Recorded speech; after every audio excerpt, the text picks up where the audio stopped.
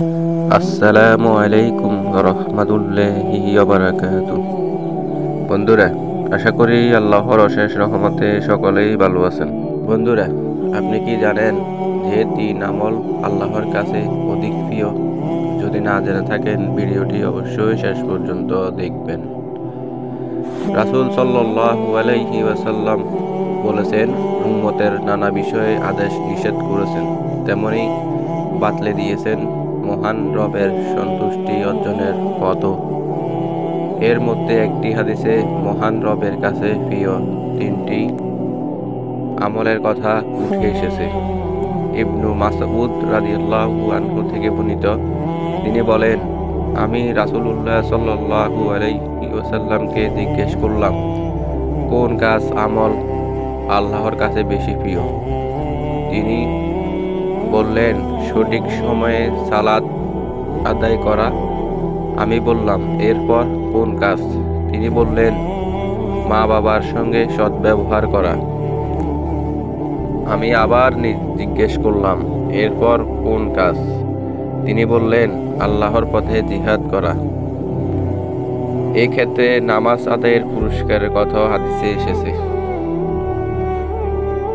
উবাদাহু ইবনু সামিত রাদিয়াল্লাহু আনহু থেকে বর্ণিত, তিনি বলেন, রাসূলুল্লাহ সাল্লাল্লাহু আলাইহি ওয়াসাল্লাম বলেছেন, 5 ওয়াক্ত সালাত যা আল্লাহ তাআলা বান্দার জন্য ফরজ করেছেন, যে ব্যক্তি এই সালাতের জন্য ভালোভাবে ওযু করবে, সঠিক সময়ে আদায় করবে এবং এর রুকু ও খুশুকে পরিপূর্ণরূপে করবে, তার জন্য আল্লাহর ওয়াদা রয়েছে, তিনি তাকে ক্ষমা করে দেবেন।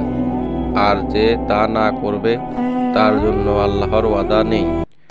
ইচ্ছা করলে তিনি ক্ষমা করে দিতে পারেন, আবার ইচ্ছা করলে শাস্তিও দিতে পারেন।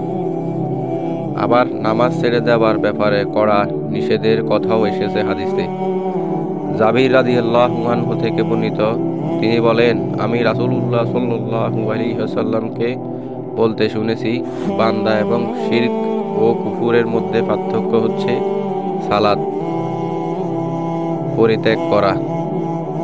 অন্যদিকে পিতামাতার খেদমতের বিষয়ে মহান আল্লাহ তাআলা পবিত্র কোরআনে আদেশ দিয়েছেন।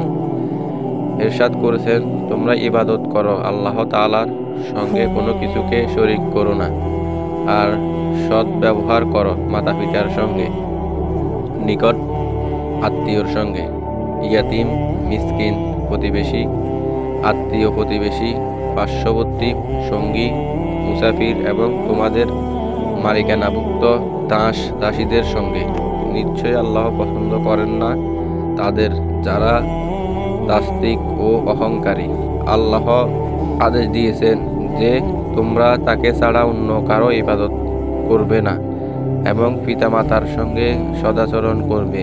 তাদের একজন অথবা উভয় যদি তোমার নিকট বার্ধক্য উপনীত হয়, তবে তাদের উফ বলেও না এবং তাদের ধমক দিও না, আর তাদের সঙ্গে সম্মানজনক কথা বলো।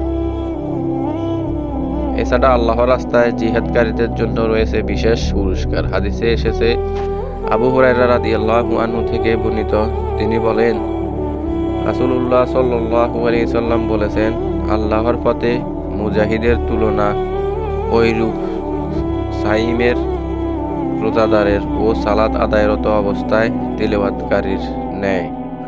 যে ব্যক্তি আল্লাহর রাস্তায় মুজাহিদের ঘরে ফিরে না আসা পর্যন্ত সিয়াম পালনে ও সালাত আদায়ে নিমগ্ন থাকে।